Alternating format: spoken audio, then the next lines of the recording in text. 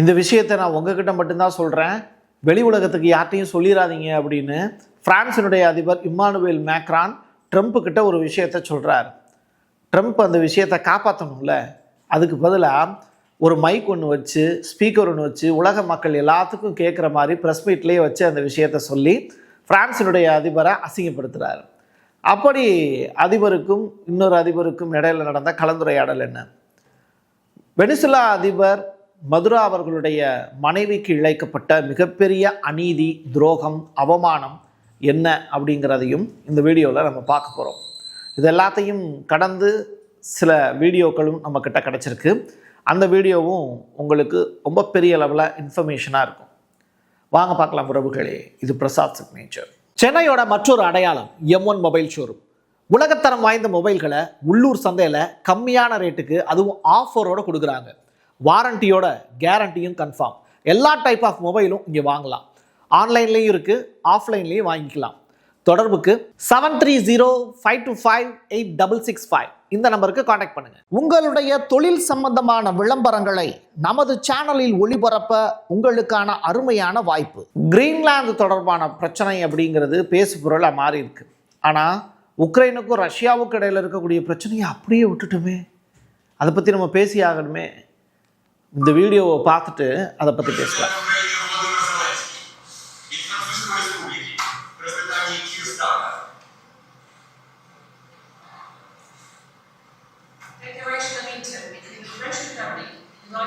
Three idiot படம் பார்த்துருக்கீங்களா? அதில் 3 முட்டாள்கள் இருப்பாங்கல்ல, அது மாதிரி தான். முட்டாள் உக்ரைனுடைய அதிபர் ஜெலன்ஸ்கி, 2வது முட்டாள் பிரான்சினுடைய அதிபர் இம்மானுவேல் மேக்ரான், 3வது பழைய முட்டாள் யூகேவினுடைய பிரைம் மினிஸ்டர் ஸ்டாமர். இந்த 3 பேரும் ஒன்றாக சேர்ந்து ஆளுக்கு ஒரு பேனா வச்சுக்கிட்டு ஒரு பேப்பரில் கையெழுத்து ஒன்று போடுறாங்க.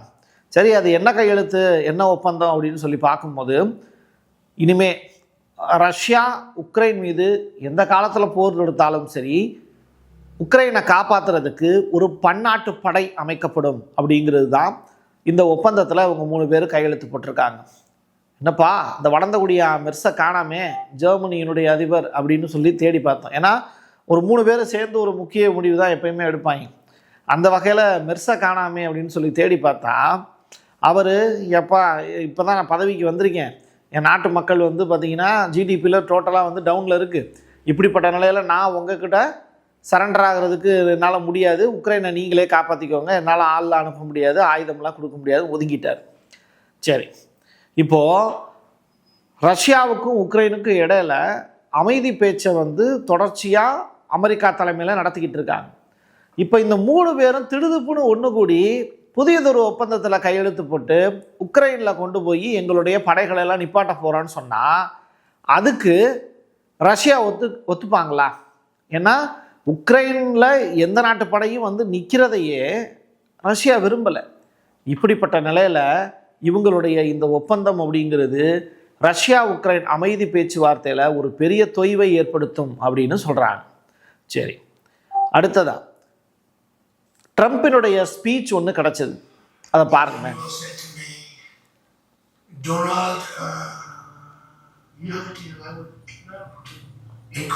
பிரான்சினுடைய அதிபர் இம்மானுவேல் மேக்ரான் இவர்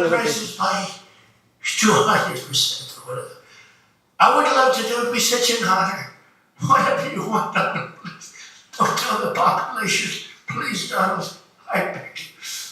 Every country said the same thing. No, we will not do this. Some were strong, some were... எப்படி? நான் தமிழாக்க சொல்கிறேன். ட்ரம்ப் பிரான்சினுடைய அதிபரை கேலி செய்யக்கூடிய வீடியோ தான் இது. எப்படின்னா, 2 நாட்டு அதிபர்கள் ஃபோனில் பேசிக்கிறாங்கன்னா அது ரொம்ப இன்ட்ரெஸ்டிங்கான விஷயமா இருந்துச்சு, 2 பேருக்கும் ஓகே அப்படிங்கிற மாதிரி இருந்துச்சுன்னா அந்த விஷயத்தை வெளியில் சொல்லுவாங்க. இல்லை நான் உங்ககிட்ட மட்டும்தான் சொல்கிறேன், இந்த வெளியில் இப்போதைக்கு எதுவும் சொல்ல வேண்டாம் அப்படிங்கிற மாதிரி சொன்னாங்கன்னா அதை வெளியிட மாட்டாங்க. அதுதான் நாகரிகம். பட்டு ட்ரம்ப்புக்கு அந்த நாகரிகத்தை பற்றிய கவலையெல்லாம் இல்லை, அப்படியே போட்டு உடச்சிடுவார். மேக்ரானும் இவரும் பேசிக்கிட்ட விஷயத்தில் ரொம்ப முக்கியமானது என்னென்னா, டொனால்டு உங்களுக்கு ஒரு ஒப்பந்தம் கிடச்சிருக்கு, எங்கே வெனிசுலா அந்த நாட்டினோட ஒரு டைப் பண்ணி கிடச்சிருக்காங்க, வெனிசுலாவுடைய அதிபரை கடத்திருக்கீங்க, அது உங்களுடைய தனிப்பட்ட விருப்பம். பட் நான் என்னோட நாட்டில் மருந்துகளுடைய விலையை 200% உயர்த்த போகிறேன், 2027 என் போஸ்டிங் முடியுது, மருந்துகளுடைய விலையை உயர்த்த போகிறேன். இதை மக்களிடம் நீங்கள் சொல்லிடாதீங்க.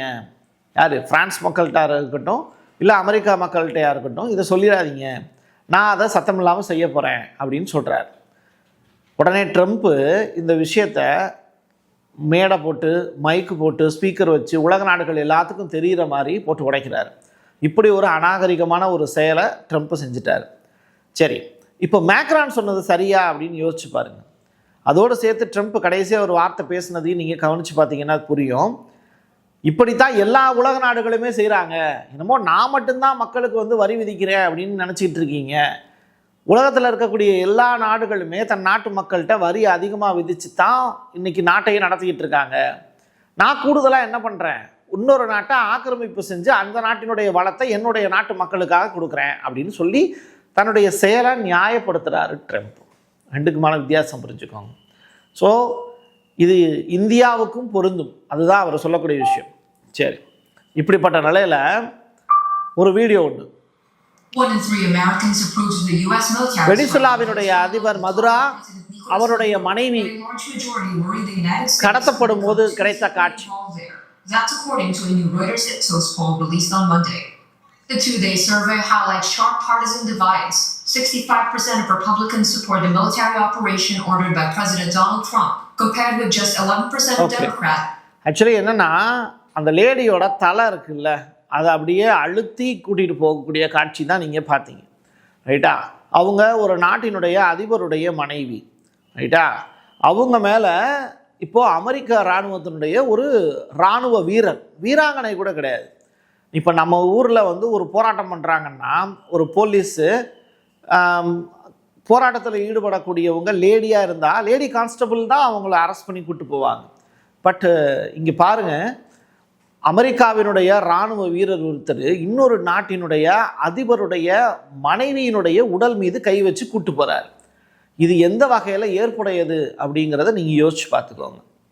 ஸோ அமெரிக்காவினுடைய நீதிமன்ற தீர்ப்பு என்னவாக இருக்க போகிறது அப்படிங்கிறத இந்த காட்சிகளை வச்சு நீங்கள் புரிஞ்சுக்க முடியும்.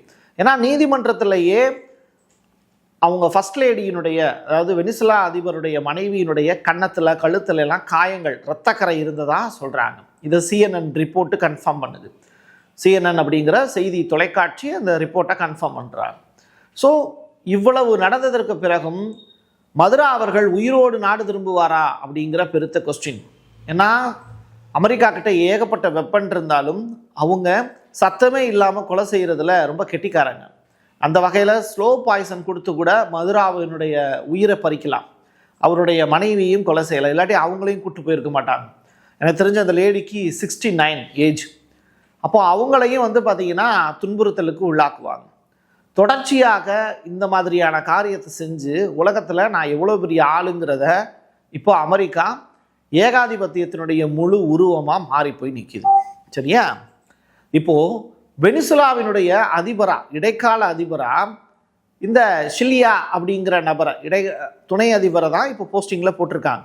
ரைட்டா? இப்போ அவங்க அமெரிக்காவுக்கு ஆதரவாக செயல்படலைன்னா மதுராவுக்கு ஏற்பட்ட நிலையை விட மோசமான நிலை வரும் உங்களுக்கு அப்படின்னு எச்சரிக்கையும் விடுத்தார் ட்ரம்ப். அதனால் அந்த அம்மா வந்து என்ன பண்ணிட்டாங்க, சரி அமெரிக்கா கிட்ட கொஞ்சம் வளைஞ்சு கொடுத்து போவோம் அப்படிங்கிற முடிவுக்கு வந்துட்டாங்க. பட் அவங்களாம் அதிபர் போஸ்டிங்கில் போய் உட்கார்றது, மதுராவுக்கு அடுத்ததாக மரியா அப்படிங்கிற இந்த லேடியில் வந்து உட்காரணும். இவங்க தானே நோபல் பரிசு வாங்கினாங்க, இவங்க தான் எதிர்கட்சி தலைவராக இருந்தாங்க. அப்போ இவங்கள தானே ட்ரம்ப் வந்து உட்கார வைப்பார் அப்படின்னு நம்ம எதிர்பார்த்தோம். பட் அது நடக்கலை. ரஷ்யாவினுடைய தூண்டுதலின் பேரில் அந்த நபர் வந்து உட்கார்ந்தாங்க, சிலியா. இப்போது இந்த மரியா மச்சடாவோட ஸ்பீச் ஒன்று கிடச்சிது, அதை பாருங்க. Well, first of all, I'm planning to go back to Venezuela as soon as possible.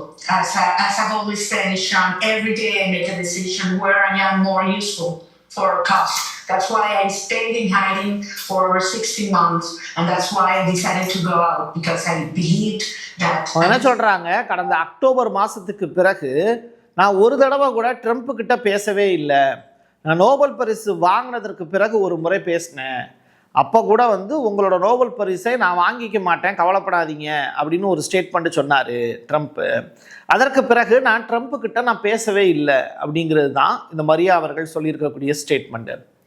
So இந்த மரியா மச்சடா அவர்கள் மறுபடியும் அவர் சொல்கிறாங்க, நான் தாய்நாடு திரும்புவேன் அப்படின்னா என்ன அர்த்தம்? அவங்க வெனிசுலாவில் இல்லைன்னு அர்த்தம்.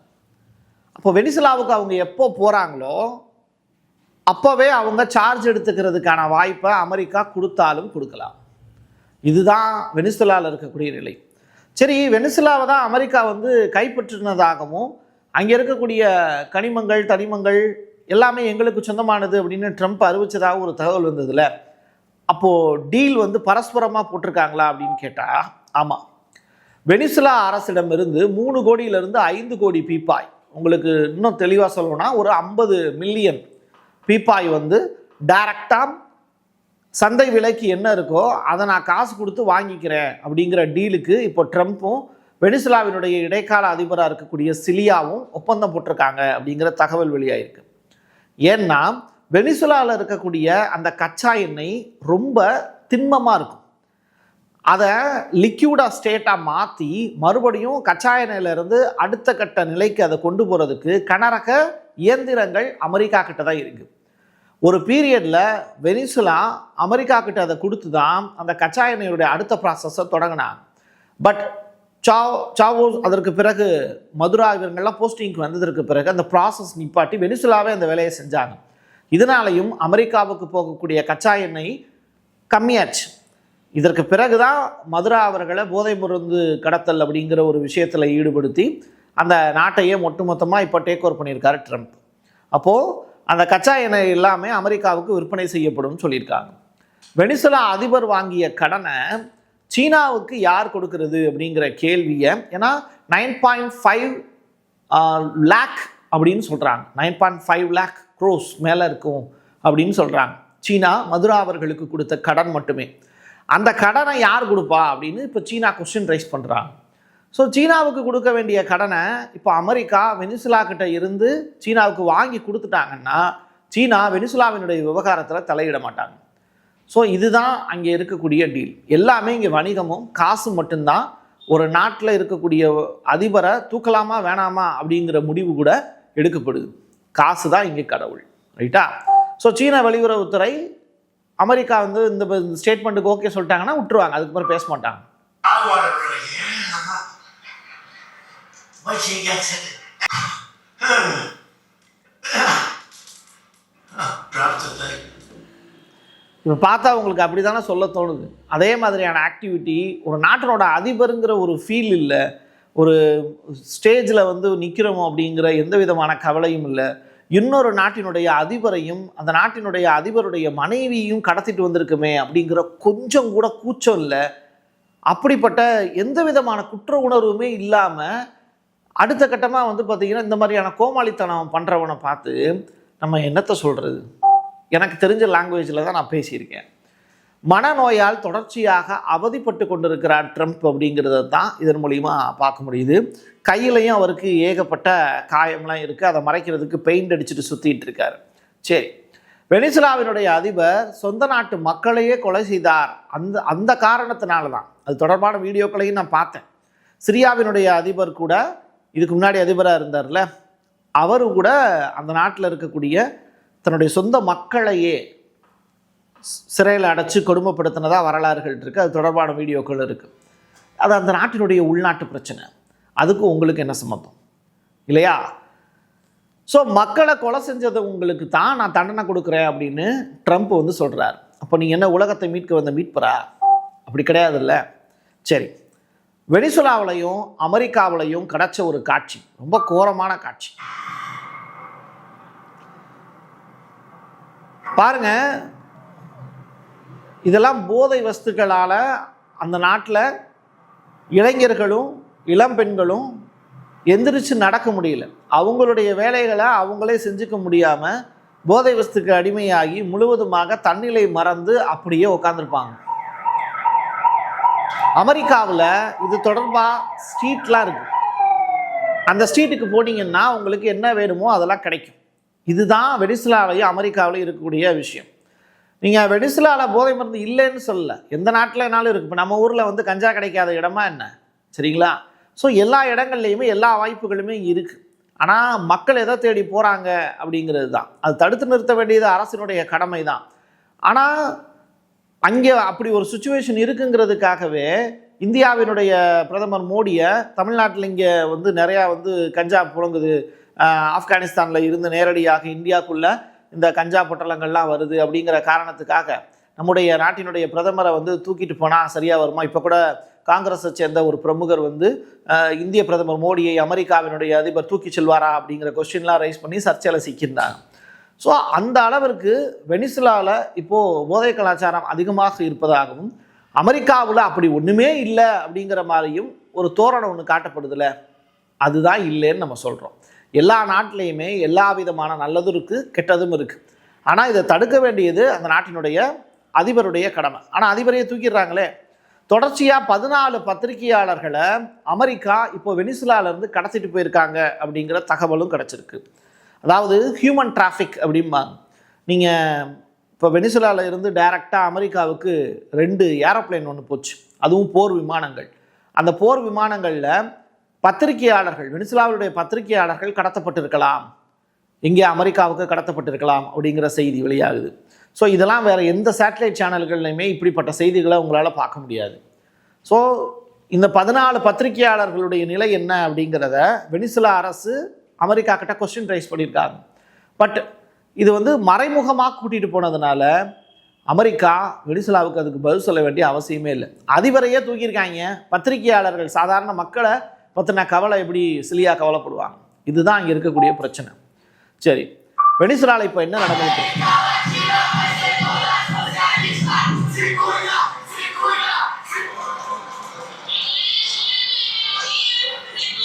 மக்கள் தொடர்ச்சியாக போராட்டத்தில் ஈடுபடக்கூடிய காட்சிகள் பார்க்குறீங்க வெனிசுலாவில். லத்தீன் அமெரிக்க நாடுகளையும் அங்கே இருக்கக்கூடிய கம்யூனிசத்தையும் மொத்தமாக டெஸ்ட்ராய் பண்ணுறதுக்கு நினைக்கிறாங்க அமெரிக்கா அப்படிங்கிறது தான் அங்கே போராட்டத்தில் ஈடுபடக்கூடிய பொதுமக்களுடைய குற்றச்சாட்டு. இந்த மக்கள்லாம் என்ன போதை வஸ்துக்கு அடிமையானவங்களா என்ன? நான் ஏற்கனவே ஒரு சீன் ஒன்று காமிச்சேன். ஒரு நாட்டில் நல்லதும் இருக்கும் கெட்டதும் இருக்கும். இப்போ அவங்க நல்லது பண்ணக்கூடிய மக்களை எல்லாம் கேள்வி கேட்குறாங்க, ஏன் அதிபர் எங்கே அப்படின்னு. அதுக்கு ட்ரம்ப் பதில் சொல்லுவாரா? அதை செய்ய மாட்டார். ஸோ கியூபா, கொலம்பியா, வெனிசுலா இந்த நாடுகள் எல்லாம் ட்ரம்ப்புக்கு எதிராக ஒரு பெரிய போராட்டம் நடந்துக்கிட்டு இருக்கு. இந்த பக்கத்து நாடுகளையும் கைப்பற்றக்கூடிய வேலையை ட்ரம்ப் வந்து செய்ய போகிறார் அப்படிங்கிற தகவல்னால கிரீன்லாந்து உள்ளிட்ட நாடுகள்லாம் பதற்றத்தில் இருக்குது. பட் ஐரோப்பிய நாடுகள் கிரீன்லாண்டுக்கு சப்போர்ட்டாக இருக்காங்க. எது எப்படியாக இருந்தாலும் கம்யூனிஸ்ட் சித்தாந்தத்தின் மேலே ட்ரம்ப்புக்கு ஒரு பெரிய எதிர்ப்பு இருக்குது. அந்த எதிர்ப்பை தான் இப்போது காமிச்சிக்கிட்டு இருக்கார். பூனைக்கு யார் மணி கட்டுறது அப்படிங்கிற பெருத்த கேள்வி அது வடகொரியாவினுடைய அதிபர் கிம் அவர்கள் செய்யக்கூடிய அடுத்த கட்ட நகர்வுகளை பொறுத்து அதற்கான பதிலை நம்ம தெரிஞ்சுக்க முடியும். என் கையெழுத்து என் மக்களுக்கானது உறவுகளே. மீண்டும் ஒரு பதிவில் சந்திக்கலாம். நன்றி, வணக்கம். சென்னையோட மற்றொரு அடையாளம் M1 மொபைல் ஷோரூம். உலகத்தரம் வாய்ந்த மொபைல்களை உள்ளூர் சந்தையில் கம்மியான ரேட்டுக்கு அதுவும் ஆஃபரோடு கொடுக்குறாங்க. வாரண்டியோட கேரண்டியும் கன்ஃபார்ம். எல்லா டைப் ஆஃப் மொபைலும் இங்கே வாங்கலாம். ஆன்லைன்லேயும் இருக்குது, ஆஃப்லைன்லேயும் வாங்கிக்கலாம். தொடர்புக்கு 7305258665 இந்த நம்பருக்கு காண்டாக்ட் பண்ணுங்கள். உங்களுடைய தொழில் சம்பந்தமான விளம்பரங்களை நமது சேனலில் ஒளிபரப்ப உங்களுக்கான அருமையான வாய்ப்பு.